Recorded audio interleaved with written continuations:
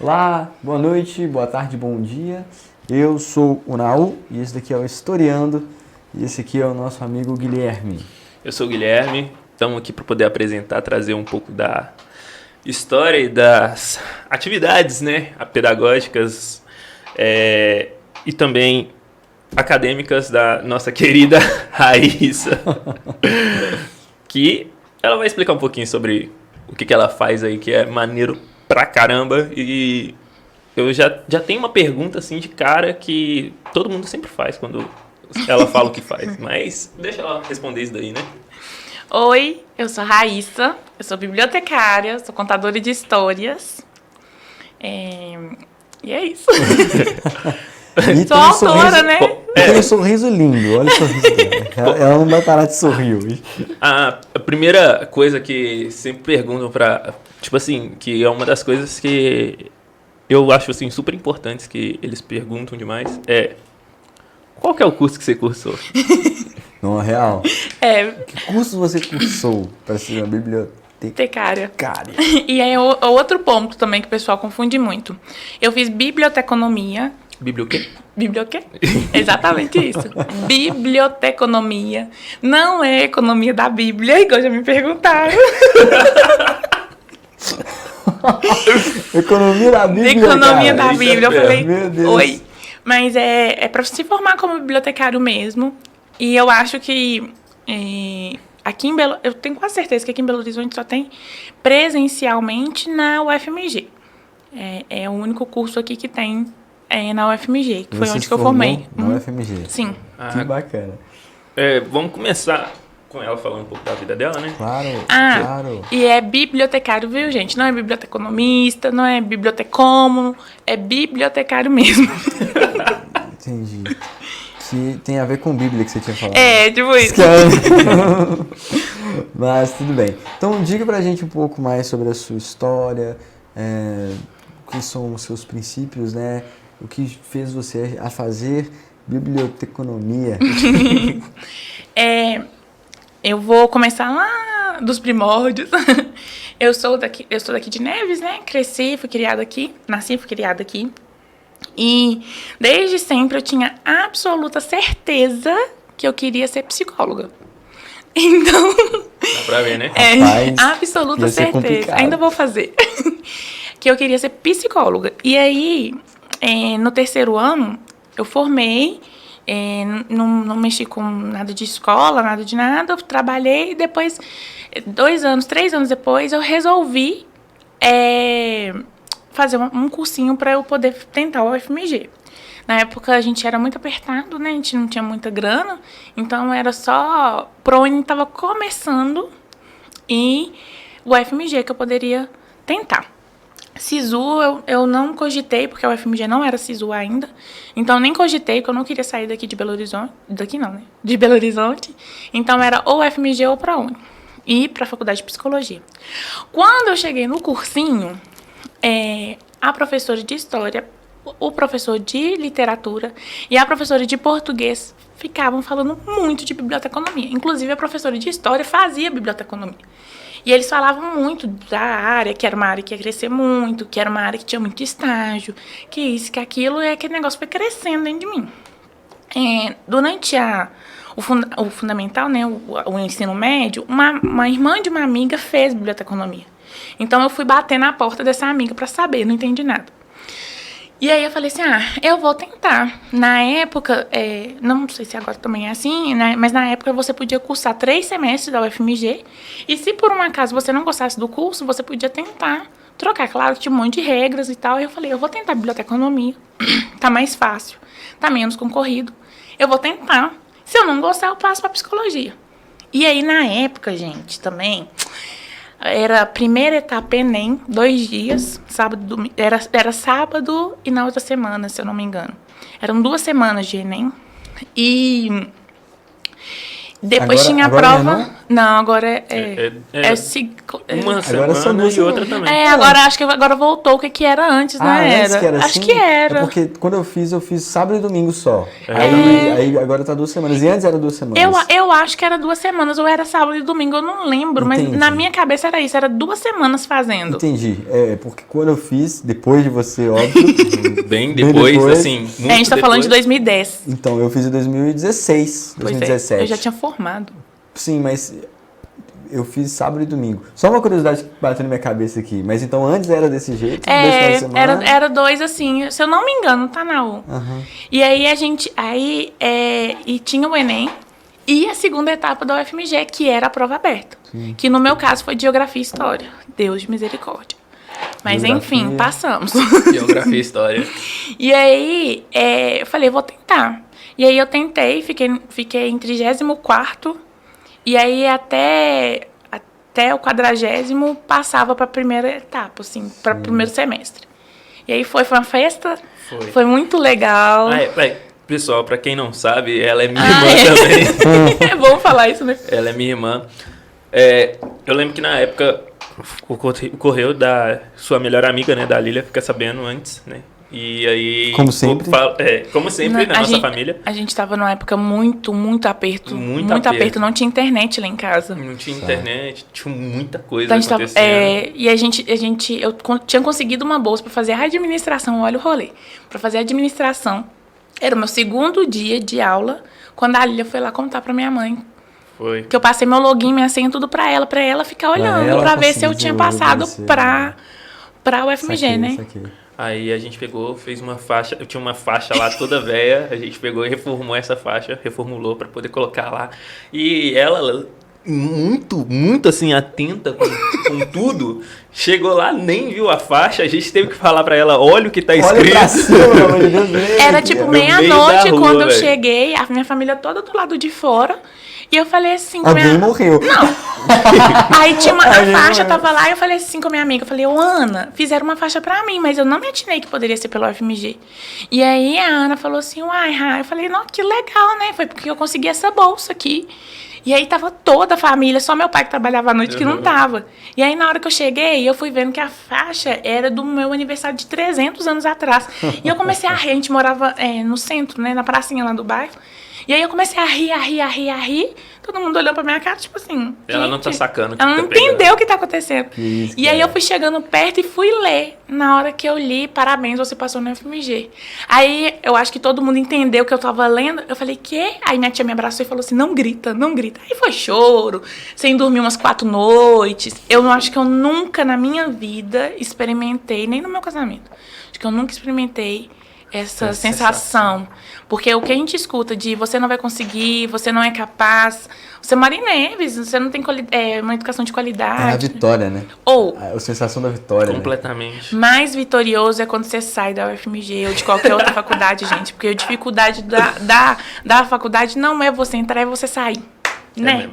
Então, assim, mais vitorioso foi quando eu peguei meu canudo e falei, glória a Deus. Eu acredito que tudo seja obstáculos e a gente vai conquistando eles, né, cara? E exatamente. tipo assim, aí você foi lá e conseguiu entrar. Pô, beleza, consegui entrar. Aí você falou, não, consegui entrar. Você entrou lá, você... E agora? Parede. Agora você tem que subir outra parada. pra você Exatamente. E a seguir. gente E do mesmo jeito que depois você forma, você também tem que passar por isso, Exatamente, cara. porque você sai achando que não sabe de nada. E a gente chega na faculdade, principalmente dentro de uma universidade, a gente que vem de escola pública, é difícil a gente ter alguns tipos de preparo. Então, na UFMG, principalmente, que você tem que ser muito autodidata, foi muito difícil o começo, né? E logo de cara também eu tive que pegar um estágio, porque mesmo que a gente tendo um monte de subsídio lá dentro, que ajudava e tal, eu precisava de ter um estágio para poder me manter lá dentro, né? Não pagava mensalidade não, mas tinha as outras coisas. Pô, tem locomoção, você tem que ir. Material e tudo mais. E nesse miolo todo, sem saber o que era biblioteconomia, né, gente? Porque acho que a gente só entende o que é biblioteconomia depois que a gente forma. Acho que a gente só entende o curso que a gente tá fazendo. Aliás, eu só Nem entendi. depois, né? Nem depois, cara. Eu só entendi o que era biblioteconomia, na verdade, depois que eu formei. Que aí eu fui entender a importância, que eu fui entender várias outras coisas, né? Mas estar dentro de uma universidade, dentro da UFMG, foi incrivelmente incrível. Você falou dos estágios.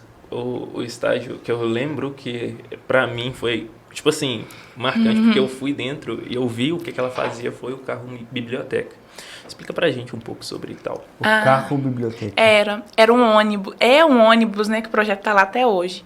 E aí ele ia, cada dia da semana ele saía para ir para um bairro. E aí só uma vez na semana que ele não saía. Os outros que era para organizar e tudo mais. Os outros dias todos ele saiu pra gente poder ir para bairro Santa Luzia, bairro Lagoa. E aí é um ônibus com livros, revistas, com jornais, e a gente ia, parava na porta da escola e aí atendia a comunidade local. Aí a gente já fez também alguns projetos na escola, tinha contação de história, de tempos em tempos tinha algum projeto que a gente fazia para esse projeto do carro biblioteca. Foi aí que eu entendi que eu queria trabalhar em escola. Você foi em um desses projetos? Fui um dia. Aí, é incrível, assim, foi incrível a sensação. Deve ser uma sensação magnífica. É muito Primeiro legal. que ir no ônibus é muito legal, né? Pô, nossa, tá louco? Tipo, o ônibus é uma biblioteca por inteiro, tá ligado? Lá dentro. Pedro ia amar, né? Mano, é maravilhoso, velho. É maravilhoso. Maravilhoso. E é muito legal você também acompanhar o desenvolvimento, sabe? Porque às vezes você chega numa comunidade que eles não... Num bairro, num local que eles não leem, não tem esse hábito. E aí eles chegam lá procurando, às vezes, um jornal. Que muitas vezes é um super notícia que o pessoal fala, ai, tem sangue e tal, mas ele tá vindo procurar a leitura através do jornal. Cabe a nós, enquanto mediadores de leitura, enquanto bibliotecários, fazer esse up dele. Olha, vai começar aqui com o jornal, depois eles liam muito uma série de Sabrina, que era uns romances assim que vendia em bancas de jornais. Eles liam muito isso. Aí eles começavam com isso e depois iam evoluindo, né? Vamos dizer assim. Mas eu não acredito que exista literatura ruim. A gente tem que começar mesmo por baixo, né? Que eu falo assim, uma literatura que seja mais coloquial, que seja mais na linguagem da pessoa que está lendo, para depois ela ir lendo outras coisas. Como se você fosse, então, no caso, uma psicóloga de livros, de leitura. Você analisa a pessoa, vê como que ela pode começar a ter interesse pelo livro. Na verdade, essa é uma das funções do bibliotecário. Sim. Bibliotecário, mediador de leitura. Começando a falar das funções, já terminou a falar sobre... Não, a gente volta na sua história, mas é porque eu estou muito curioso de saber. O que se estuda em biblioteconomia? Qual é o estudo, assim? Igual você falou que só quando você está lá que você sabe. Mas passa um pouco pra gente. O bibliotecário, ele organiza a informação. Então, a gente recebe aquela informação, independente de qual seja a informação. Então, a gente pode trabalhar em qualquer área. Por exemplo, a gente está aqui num estúdio. Então, quais as informações que tem aqui no estúdio? Tem os dados dos clientes, tem letra de música, e tem partitura. Isso tudo a gente organiza. De uma forma que, quando o usuário, né, que a gente chama usuário, quando o usuário vier pesquisar, ele consiga localizar essa informação. Então, a gente recebe a informação, organiza ela, pensando sempre no usuário. Porque eu posso pensar que eu posso organizar meus livros de A a Z, que seria mais fácil para mim. Mas o meu usuário, ele não vai procurar de A a Z, ele vai procurar por número, que é o que acontece muito na biblioteca escolar. Na biblioteca escolar, não adianta a gente usar dentro das classificações que são da biblioteconomia. Por exemplo, uma classificação de Dewey. Não adianta, porque o pequeno, ele não vai lá no númerozinho, ele vai pela cor.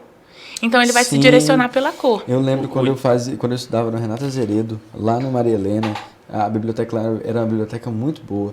E tinha essa coisa na estante, as coresinhas, cara. E aí, se eu não me engano, era o nível da leitura. Isso, exatamente. Que é uma polêmica também. Dewey seria o quê? A biblioteconomia, ela tem algumas classificações. Uma delas é a classificação de Dewey. Dewey classificou o mundo em decimais. Então, ele classificou o mundo, literalmente, de 0 a 9. E aí, dentro dessa classificação, por exemplo, o 0 é natureza. O 8 é tudo que for literatura, aí dentro do 8 vai, por exemplo, 860, literatura estrangeira, estou falando assim por alto, tá? Não sei se é isso não. Literatura estrangeira, 870, literatura brasileira, entendeu? Ele classificou tudo de forma que, quando a gente tem uma biblioteca, a gente consegue ver o assunto daquele livro e classificar se baseando no que Dewey falou. É claro que, assim, a classificação... padrão, né? Exatamente. Então, eu vou chegar lá na Austrália e vou procurar uma biblioteca, eles vão falar assim, aqui é a classificação de Dewey. Eu vou saber me localizar por causa disso. É claro que, assim, a gente tem umas especificidades. Por exemplo, eu trabalhei no estágio, numa biblioteca, que a gente tinha que fazer mais minucioso. Então, a gente não podia colocar só lá geografia. A gente tinha que separar geografia, mapas, bairros. A gente tinha que destrinchar. Dentro da geografia. Exatamente. Detalhar. E a gente tem outras possibilidades de fazer isso, com outras formas de catalogação. E a gente tem que detalhar. Numa biblioteca escolar, por exemplo, eu não preciso chegar e colocar mapas, bairros. Eu posso colocar a geografia. Tanto que as pessoas vão chegar lá e falar, onde é que tem mapa? Aí você fala, o mapa é ali, assim, até a ponta. Na parte de geografia. Sim, eu não sim. preciso de detalhar. Porque Você não podia é... detalhar mais no RPG, tá? Nas bibliotecas que a gente procura, você podia detalhar. O ouro tá aqui. Desculpa, é porque... Eu tô dando uma dica aqui pra vocês. velho. Chama o bibliotecário pra poder organizar esse RPG pra vocês. Boa. Inclusive, as pessoas ficam assustadas assim quando eu falo, mas o Google, na hora que você entra lá, que tem aquela barra de pesquisar, aquilo ali, junto, é claro, com o pessoal da tecnologia, somos nós, bibliotecários, que nós ajudamos a organizar. E é uma fantástico. parceria junto com legal. o pessoal da tecnologia, né? Dentro da matéria, dentro da biblioteconomia, a gente teve matéria de banco de dados. Então, sempre que a gente vai, por exemplo, eu ajudei a construir, né, na verdade, a concretizar o sistema que agora é faculdade, né, da biblioteca da Faculdade de Santa Casa, BH. E aí, eu sentava literalmente ao lado do pessoal do TI, que era a Fran, maravilhosa, que me ajudou muito. E aí, junto, ela falava assim, o sistema oferece isso. Você quer isso? Eu falava, não, isso não é necessário para mim. Então, ela fez um sistema, o sistema me oferecia as coisas. O que eu queria, o que eu não queria, o que tinha, o que não tinha, a gente que definiu, mas juntos, porque eu sei do meu dia a dia. Ela sabia do sistema, mas eu sei do meu dia a dia. Bacana. Por exemplo, coisa boba, data. O meu usuário, ele tem 7 dias para me devolver. Mas se no meio desses 7 dias aí cai ele tem que me devolver na quarta, mas quarta-feira é feriado, automaticamente esse livro tem que passar para a quinta. Então, o sistema tem que entender isso. Mas eu tenho que falar isso para o sistema. Então, eu falo isso para o programador e o programador fala isso para o sistema. Então, é sempre em parceria. Porque a gente não consegue fazer sozinho, ainda mais hoje em dia, nesse mundo automatizado. Então, a gente está sempre em parceria com o pessoal do sistema. Saquei. Outra coisa que você falou que cuidou lá da questão da Santa Casa e tal. Eu queria saber quais... Eu sei, né, que você trabalha lá no Sagrado, né? Colégio Sagrado do Coração de Jesus. E ela também tem um canal no YouTube. É mesmo? E as duas coisas que eu quero perguntar, primeiro, ela é uma contadora de história, e eu quero saber como é que é essa formação, tudo mais. E eu quero saber como que foi essa questão do canal. O que te levou a isso, como é que foi a criação. Inclusive tem até uma música que ela canta, que a gente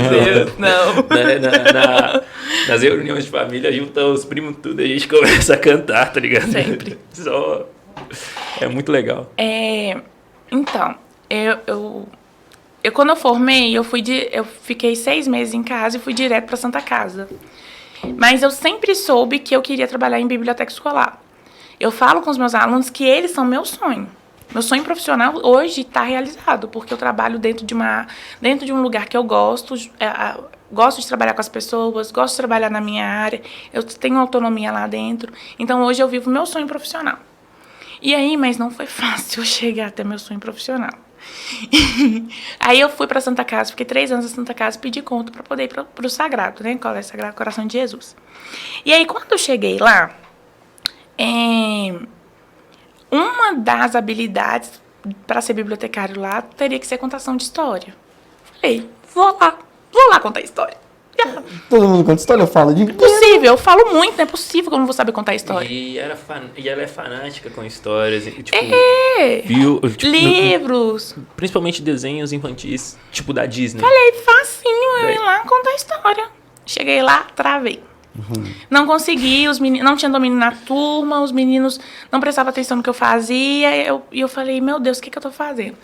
Eu já tinha feito um curso, mas muito tempo, de um preparatório para contação de histórias. A antiga bibliotecária, antes de sair, me treinou, a maravilhosa da Amanda. Mas as professoras me ajudavam, mas faltava. Eu falei, meu Deus, e agora? Aí, coincidentemente, eu entrei em agosto. Em setembro, abriu na Letria, que é uma editora aqui de BH, um curso de contação de história com a Sandra Lani. E aí eu falei assim, bom, eu vou lá, com a cara e com a coragem. E aí, gente, eu me apaixonei pela contação de história. Aí eu entendi que são algumas técnicas que você tem. Mas se você tem paixão, o negócio flui. Então, eu aplico as técnicas lá na escola. Eu faço todas as turmas do infantil ao Fundamental 1, que até o 5º ano, eles têm um horário lá na biblioteca comigo, para eu contar a história para eles. Mas aí, normalmente, a gente lê, porque como são muitas turmas, então a gente lê. Mas tem uma entonação de voz, tem um suspense, tem qualquer coisa. Hoje eu fui contar para eles, por exemplo, a roupa nova do rei, que é aquela, não sei se vocês sabem, vocês mais velhos, ai Jesus. Aquela que o alfaiate fala pro rei que vai fazer uma roupa maravilhosa pro rei. E o rei, muito vaidoso, fala, não, então faça, queridão. E aí, o alfaiate era um belo de um pilantra, né? Um salafrário. E aí ele começa a fazer, ele pega assim as coisas no ar, nananã. E o pessoal fica olhando, a gente, tipo, cara, esse homem tá doidão, né? Não tá pegando nada, tá fazendo coisa no ar. E aí ele chega pro rei e fala assim, toma, majestade, aqui sua roupa maravilhosa. Aí o rei olha e fala assim, o que é isso? Não tô vendo. Ele diz assim, olha, só os inteligentes conseguem ver essa roupa. E aí o rei fala, não, peraí. Aí não, peraí que eu tô conseguindo ver demais. Nossa, tá maravilhoso. Olha aqui. Não, tá lindo. E aí o rei coloca a roupa e sai desfilando até que uma menina grita, o rei está nu. Todo mundo tava horrorizado, mas só a criança teve coragem de falar que o rei estava nu. Aí a versão dela final são várias, né? Entendi. Saquei. E aí hoje, enquanto eu tava explicando pros meninos qual que ia ser a dinâmica da aula, né? Eu falei assim, inclusive hoje eu estou aqui com um chapéu de pluma. Eles olharam pra minha cara. Falei, vocês estão vendo aqui o meu chapéu? Porque a gente tem que usar esse imaginário nessa hora da contação de história. Porque senão, para você aprender, nem sempre você precisa de estar com um objeto na mão, com um livro na mão. Não, nem sempre você precisa. Vai estar, né? Exatamente, com recurso. Às vezes eu chego lá e falo assim com eles, fechem os olhinhos, vamos imaginar. Para a gente poder aguçar a imaginação deles. Você não tem deles. interesse em fazer teatro, não? Tenho. Poxa, velho, participa. É muito legal. Te garanto que você vai se dar muito bem. Eu faço caras e bocas, muito adoro. Bom, não, eu tô falando por causa da contação de história, provavelmente você vai ampliar sua técnica, com certeza. Sabe? Seu leque vai ser vasto, maravilhoso. Tem algumas coisas, assim, que eu quero melhorar ainda, sabe? A questão também da música, pelo menos tocar um pandeiro, porque faz um diferencial. Mas, enfim. E aí, eu cheguei lá no Sagrado em 2018, agosto de 2018. E aí, foi muito difícil no começo. E eu peguei o ritmo em 2019 e vários planos para 2020, a pandemia. E aí, a gente saiu de lá, né, como todos, com a promessa que a gente ia voltar em 15 dias.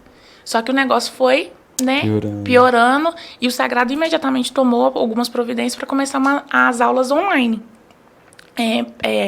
Não é nem as aulas online, nem ao vivo.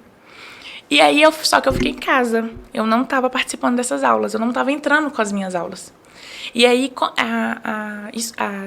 eu conversando com um amigo, ele falou assim, grava vídeo e manda pra gente. Aí eu falei, mas como que eu vou gravar esse vídeo? Você grava o vídeo só pro YouTube. Eu falei, peraí. Tô entendendo. Gravo o vídeo, YouTube, vou criar um canal. Criei o canal, distribuí para os alunos, para eles. Na verdade, a ideia era para os alunos, o canal era para os alunos do Sagrado.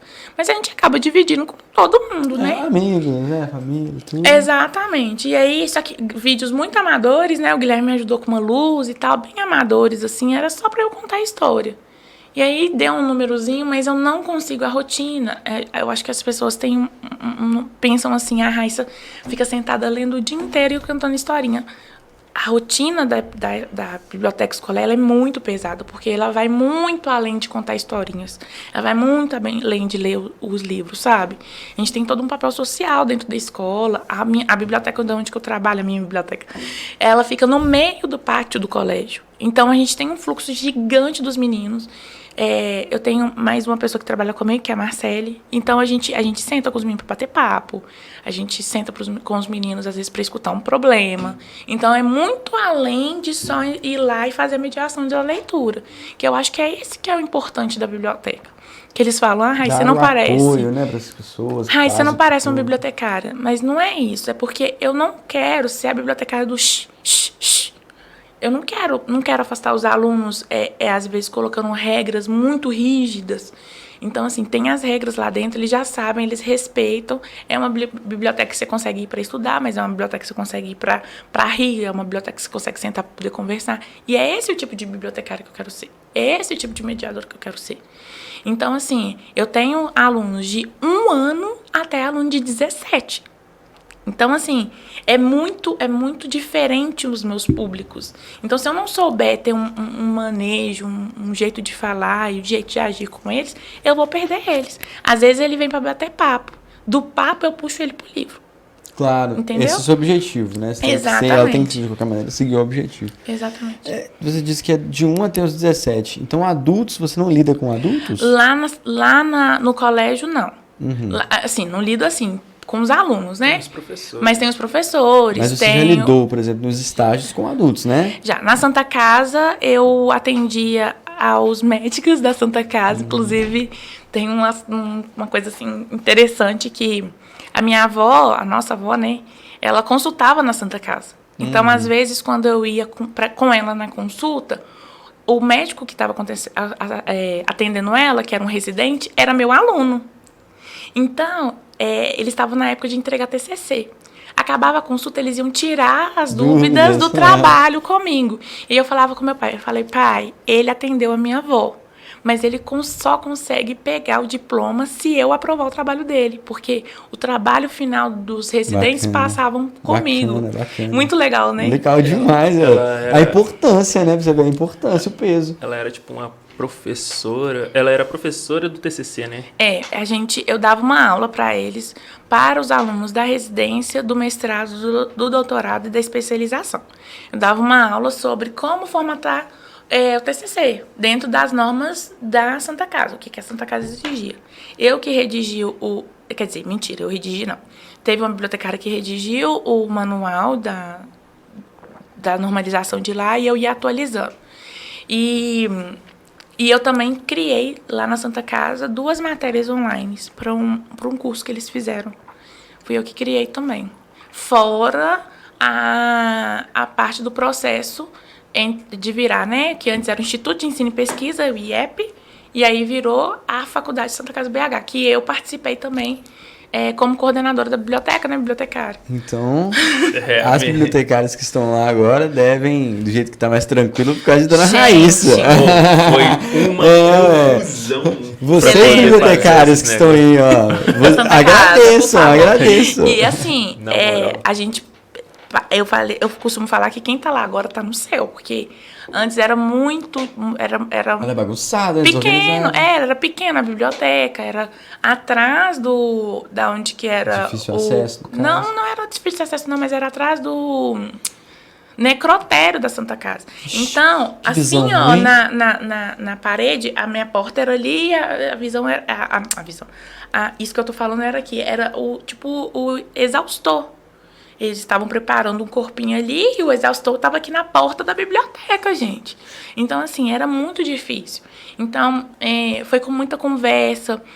Nós, bibliotecários, nós somos pouco valorizados, sabe? Tanto financeiramente, tanto, às vezes, muito com trabalho. Graças a Deus, eu tenho 2 experiências profissionais, né? Depois de formada, que é a Santa Casa e o Colégio Sagrado Coração de Jesus. Eu sou muito grata a eles, porque todos os dois me dão muita visibilidade. E lá na Santa Casa, eu comecei a gritar, sabe? Oi, gente, aqui, vamos ali na biblioteca. Aí eles falavam assim, ô Raíssa, tinha que dar um curso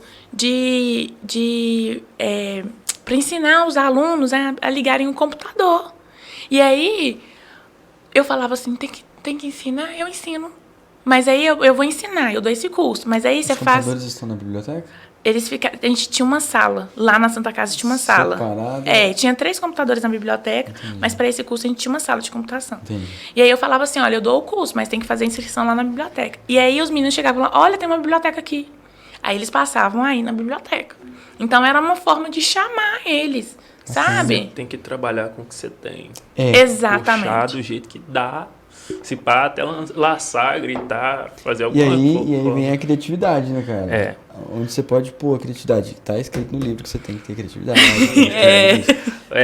Falando do livro, né? Gente, Mulheres Negras na Biblioteconomia. Aqui. Mulheres Negras na Biblioteconomia. O livro que ela escreveu um capítulo, né? Foi idealizado por quem mesmo que você falou? Franciele Garcês. Franciele Garcês. Isso. O seu capítulo é o último, né? É o Se eu último. não me engano.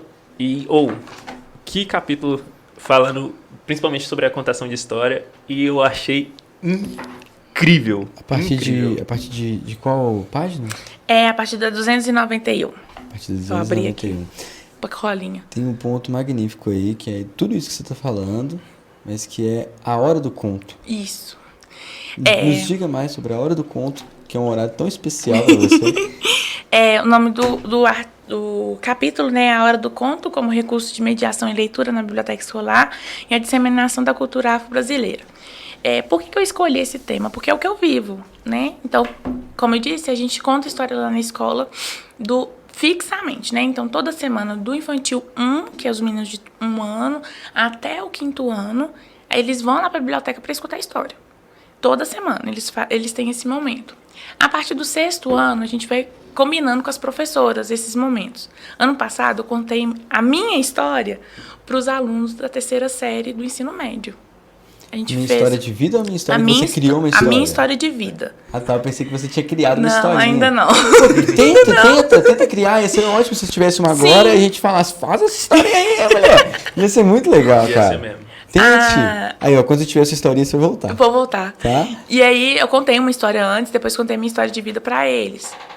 Segunda-feira eu vou contar pro 6º ano. Então, assim, fixamente do infantil ao fundamental, anos iniciais, e depois anos finais de ensino médio, quando o professor me solicita. E aí, é muito importante esse momento, porque é o momento que o aluno vai ter o contato com o livro. É o momento que eu tenho para poder fazer minha mediação de leitura, é o momento que eu tenho para poder encantar um aluno e chamar ele para o mundo literário. Então, por isso que é tão importante ter esse momento na biblioteca. Normalmente, quem faz esse momento são as professoras nas escolas. Mas lá no Sagrado, quem faz esse momento sou eu. Né? A gente tem uma parceria muito bacana, graças a Deus, entre as professoras e a biblioteca. Então, assim, eu entro com a minha parte de contação de contadora de história e bibliotecária, elas entram com a parte pedagógica e juntas a gente consegue bolar aquele momento, né, para os alunos, para ser uma coisa bem legal para eles.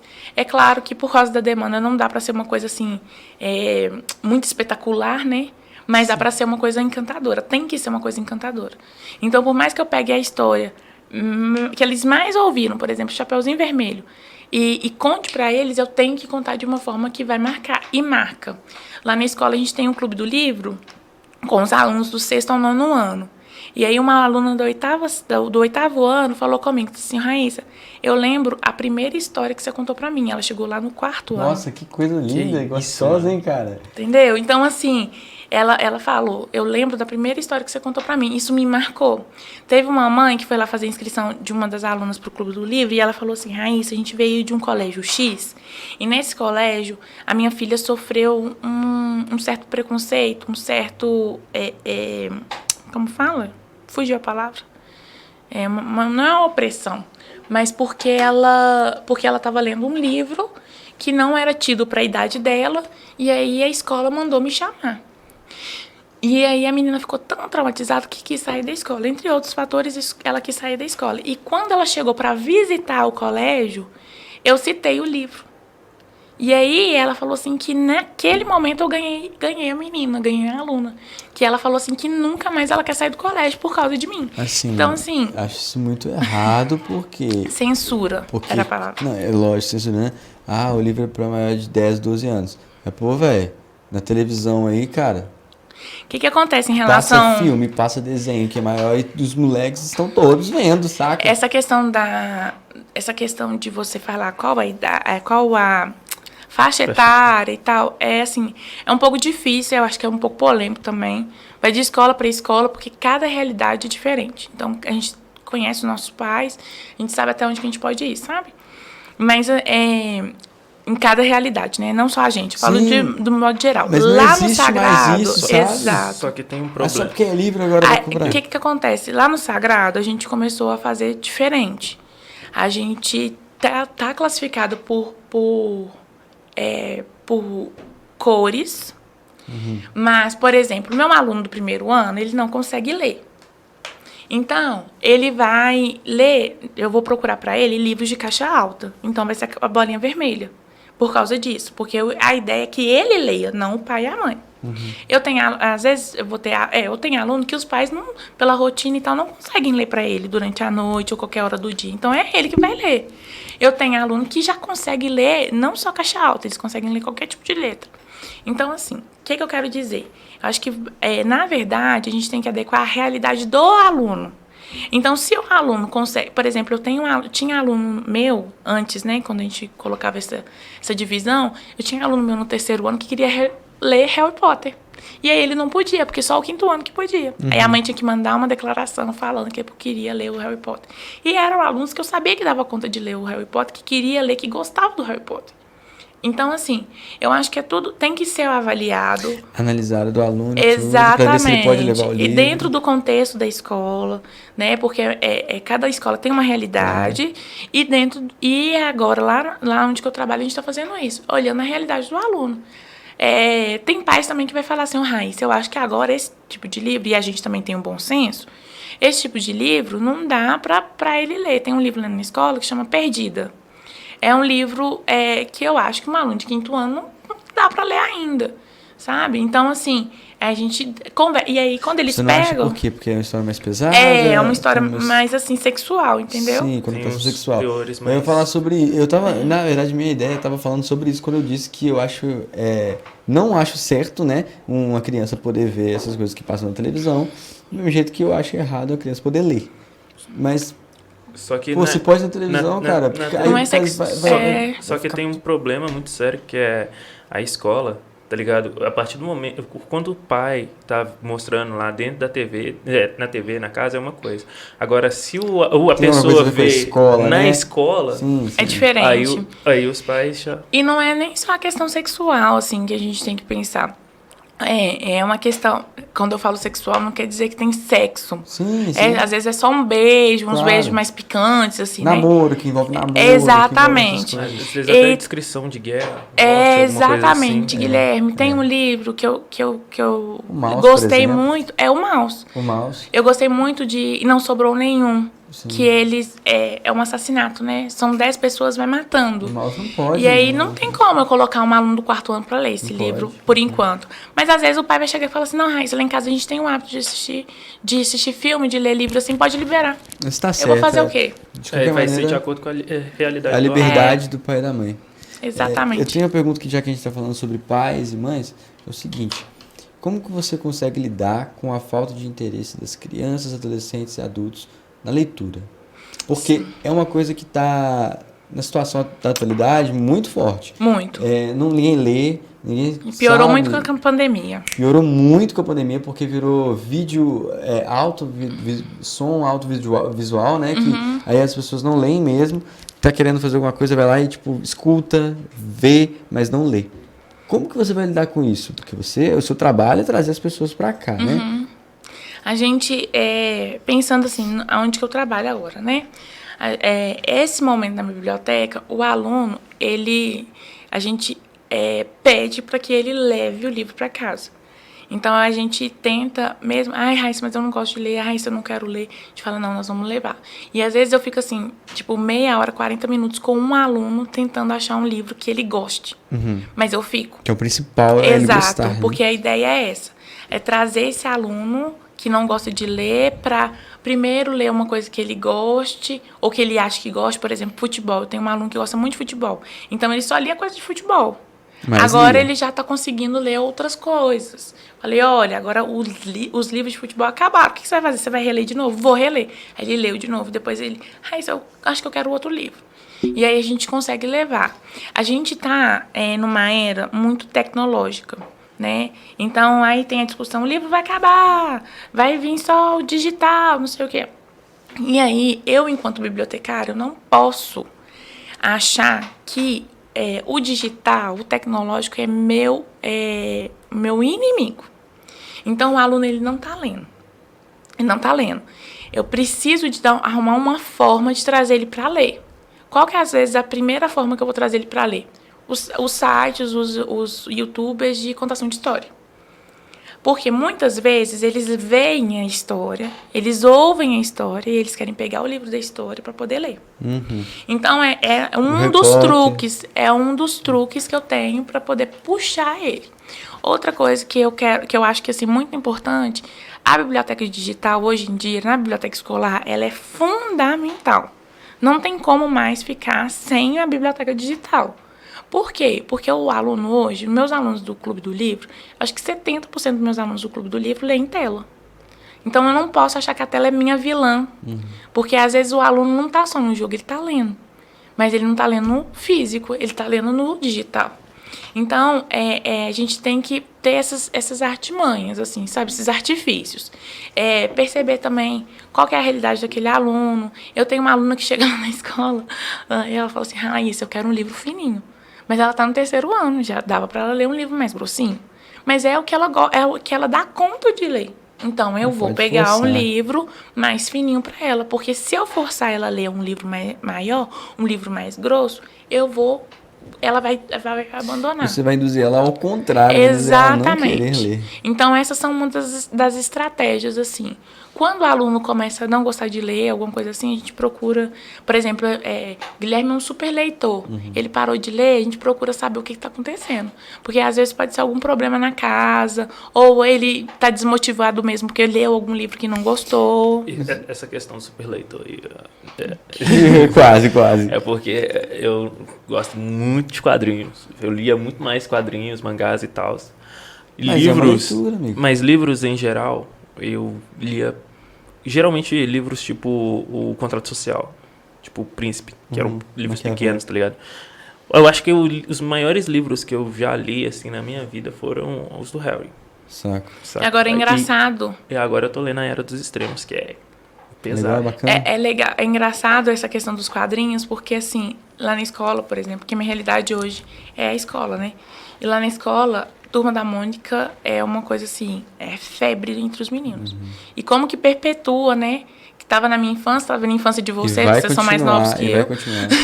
Tá na infância dos meus alunos de 6, de 5, então assim, de 5 anos, né? Então assim, e vai perpetuando, né? Maurício pegou a chave, né, cara? Exato. Ele conseguiu construir Sim. o gibi perfeito para crianças que vai ser imortal, talvez. E tem os desenhos da Turma da Mônica, né? Sim. No YouTube. Mas mesmo assim, os meus alunos não deixam de ler as revistinhas. Que ótimo, que magnífico. É legal, né? Mas eu acredito que seja porque você seja uma profissional bem capacitada. A gente tenta puxar bastante. Eu acredito que seja por isso. Mas tem um outro detalhe, assim, na biblioteca escolar.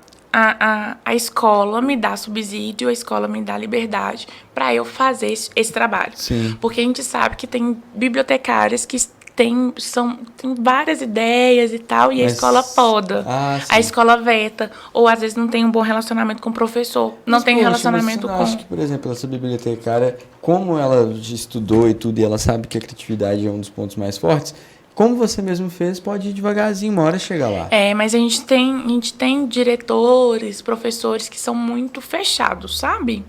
E aí, eu fui num congresso em São Paulo. E aí, assim, por fim eu parei de falar. Porque Sim. o pessoal estava reclamando. Ah, gente, tem contato com a direção? Quem tem contato com a direção? Raíssa levantava a mão. Vocês têm uma verba? Raíssa levantava a mão. Vocês têm contato com o professor? Tem diálogo com o professor? Ele levantava a mão.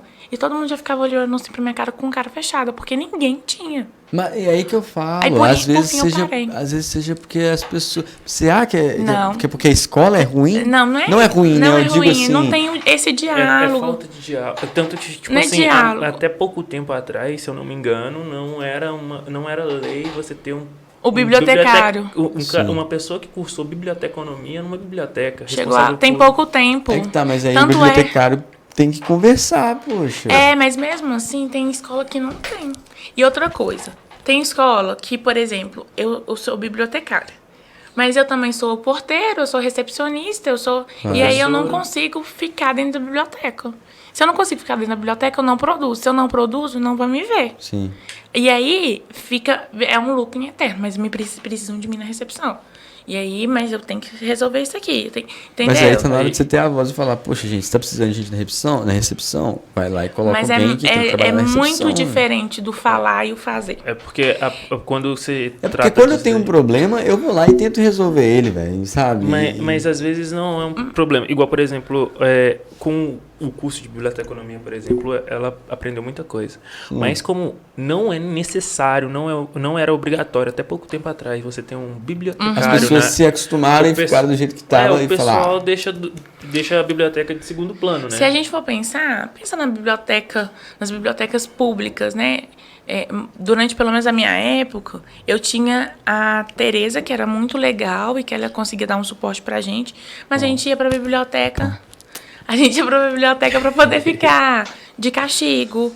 Ou a gente ia pra biblioteca pra poder pegar o livro didático. Sim, a biblioteca era o lugar do castigo mesmo. quase era coletivo isso. esse lugar do castigo, era esse lugar do depósito.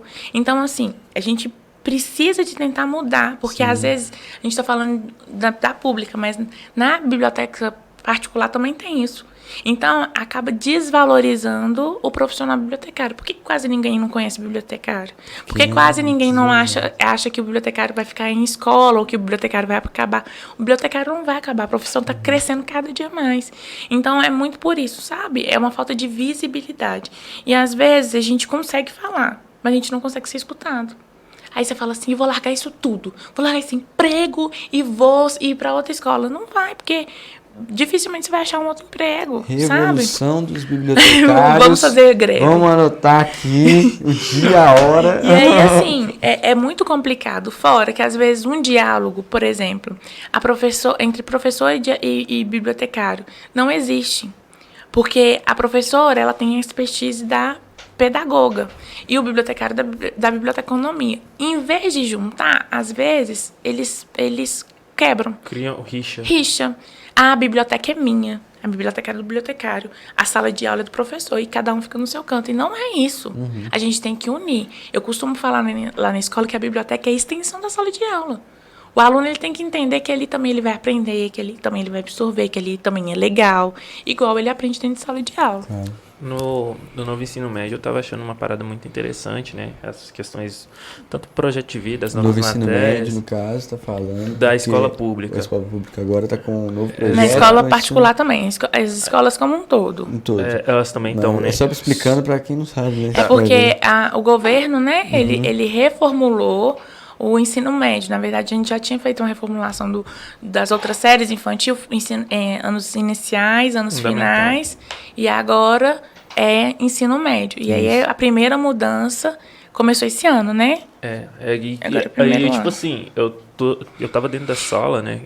Eu tô fazendo estágio com um professor de sociologia, o Marcos. Ele vai vir aqui logo, tá? Aí o que pega é o seguinte,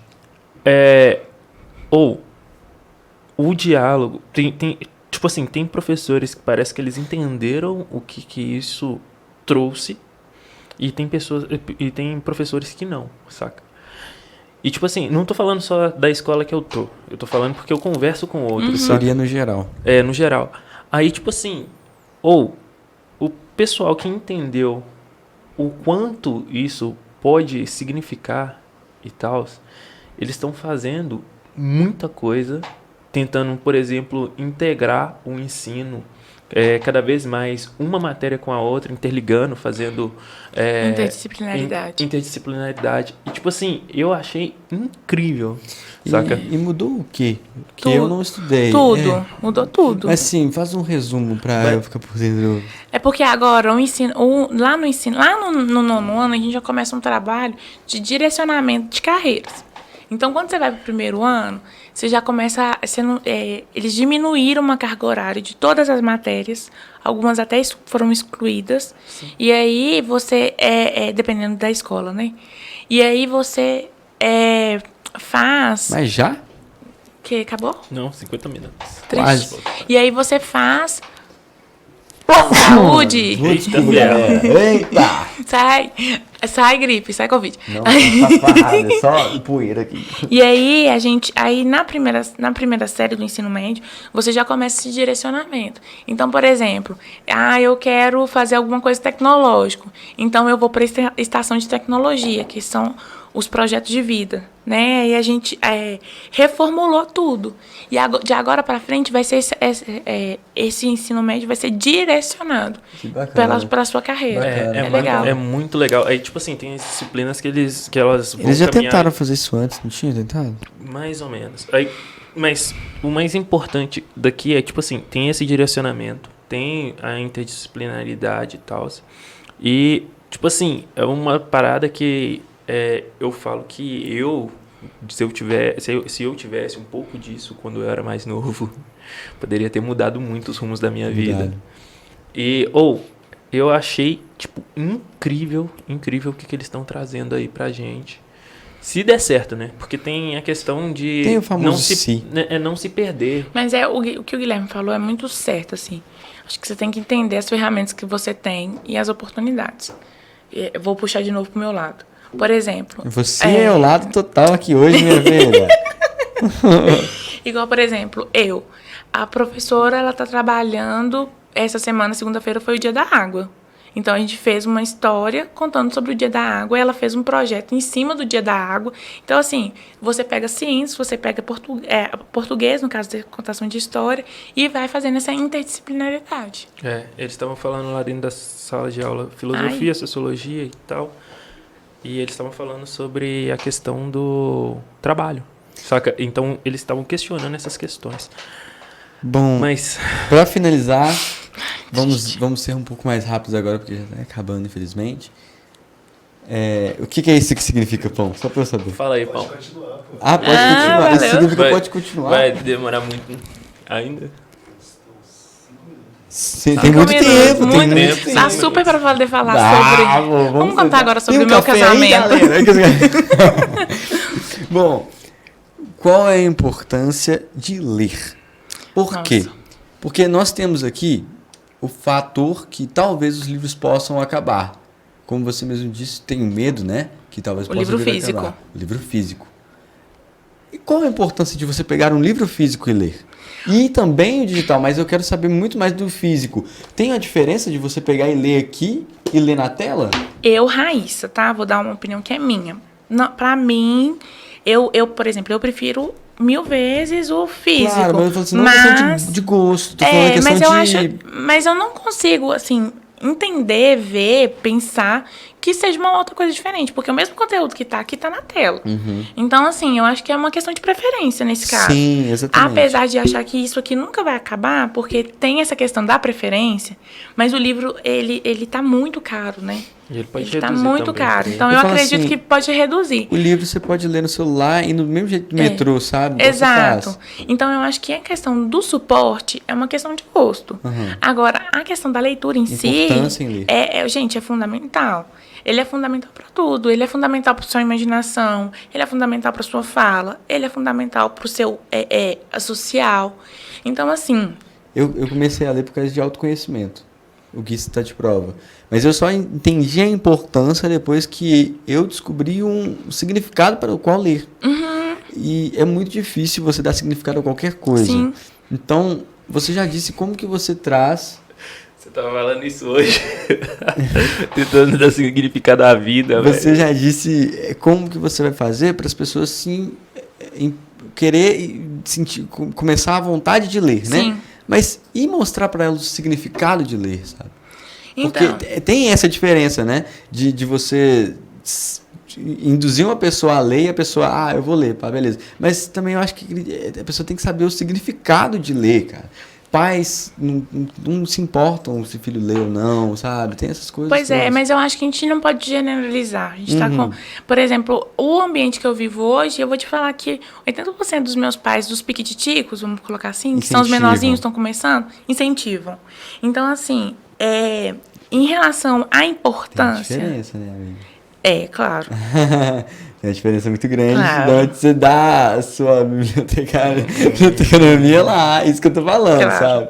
Mas assim, a importância, o significado daquilo, eu acho que eu só consigo passar para eles a partir do meu testemunho de mim. mesmo, Porque constante. eu posso chegar para eles e falarem assim, gente, a biblioteconomia, os livros mudaram a minha vida. Mudou por causa disso, disso e aquilo. Mas não muda a vida de ninguém. Uns vão né? internalizar e outros não. Então, assim, uns vão ler porque eles gostam, outros vão ler porque eles precisam. Então, isso aqui é muito particular de cada um, sabe? A minha parte é fazer a mediação, é apresentar de uma forma lúdica, uma forma que eles vão encantar, que eles vão gostar, de apresentar a coisas que eles gostam. Então, quando você chega lá, Luan, e aí, Luan, como é que você tá? O que você faz da vida? Nossa, Raíssa, eu toco, conto umas... Nossa, tem um livro aqui muito legal, os músicos de Bremen, Sim. sabe? Uns negócios assim. Sim. E aí eu vou te apresentar. Se você vai gostar ou não, se você vai iludir, não, é 50%. Sou eu e você, entende? Então, assim, e o significado é muito de você. Às vezes você vai ler porque você gostou muito de mim. Tem isso Então, também. você vai criar esse hábito pelo gosto, não só da leitura, por causa de mim. Mas é a partir da minha experiência que eu vou poder dar um testemunho, que você vai olhar pra mim e falar assim, nossa, poxa, ela mudou, o livro muda a vida da Raíssa mesmo. Agora, se eu não tô lendo, se eu sou bibliotecária, eu falo, Raíssa, tem um livro de música aqui? Não sei, será que tem? Então, eu acho que eu quebro um pouco isso, aí o significado dele muda, porque ele vai pensar na biblioteca igual a gente pensava, lugar de castigo, lugar de depósito, a bibliotecária não sabe de nada. Poxa, depois do que eu escutei hoje, sinceramente... Se vocês passarem perto de alguém que falar assim, bibliotecário não faz nada, fica lendo o dia Não, inteiro. eu não vou defender Você agora precisa dar um nessa- soco na cara dessa pessoa, por voadora, favor. Mas Cara. é porque, igual você falou, alguns realmente devem que faz isso. Mas em qualquer área existe isso. Exatamente. Mas, sinceramente, depois de hoje, do que eu escutei de sua irmã, Raíssa, poxa, cara, mudou a minha visão em questão da biblioteca. Bibliotecários, mudou. Nós somos fofinhos. Não é fofinho, Raíssa, vocês são super, hiper, megas importantes, Somos. sabe? Pô, comecei a ler com 19 anos, velho. E, tipo, se eu tivesse começado a ler com 8, com 5, Nem que se a fosse diferença. com 12, com 10. A diferença. Ia ser. Ler, não só livro, Muda a gente, muda a percepção, procurar saber. muda tudo. Agora, quais que são os seus planos, né? A gente tem 2 minutos falando Ai, isso. meu Deus. Quais são os seus planos e eu deixo o contato também, pessoal. Ai, gente, olha, de agora pra frente, eu quero muito estudar. Eu quero me aprimorar. Então, eu quero fazer uma pedagogia, quero fazer uma pós em biblioteca escolar para me aprofundar mesmo na área de biblioteca escolar, que é a área que eu gosto. E aí, me adicionem, gente, lá no Instagram, Raíssa Cirilo.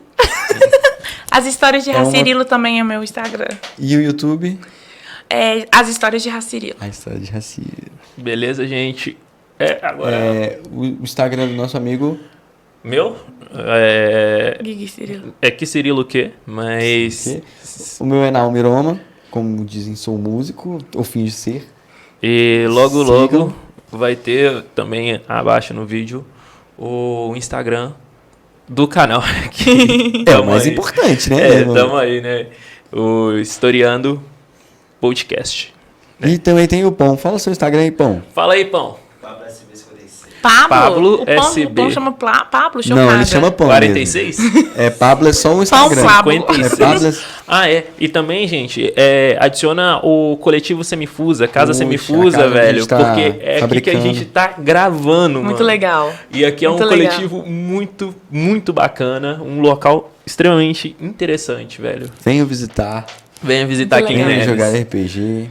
Uai, nós estamos aí. Eu agradeço, então. Muito obrigado, Obrigada, Valeu, meninos, Rafa. por me dar voz. Ah, você tá louca? Eu espero sinceramente que você volte depois. Vou voltar. Com sua historinha, já que hoje foi a história de vida, vamos contar Eu vou vir cá historinhas. depois contar uma história. Da próxima vez você... Adorei, eu vou A adorar. gente não vai dar voz, não. Aqui é grito, tá ligado? grito. Tô ligada. E a gente vai gritar. Tá bom? Obrigada, gente. Boa sorte aí no projeto. Meus Tá tão parabéns. legal. Valeu. Meus Obrigada. parabéns, foi magnífico. Obrigada. Você é uma profissional muito foda na sua área. Obrigada. É um dos orgulhos da família, né? Nenenzinha da mamãe e do papai. Mais do papai do que da mamãe. Credo. Meu pai é... Tamo junto, galera. Beijo, Tá bom? gente. Obrigada. Até mais, gente. Tchau pra Tchau, vocês. tchau.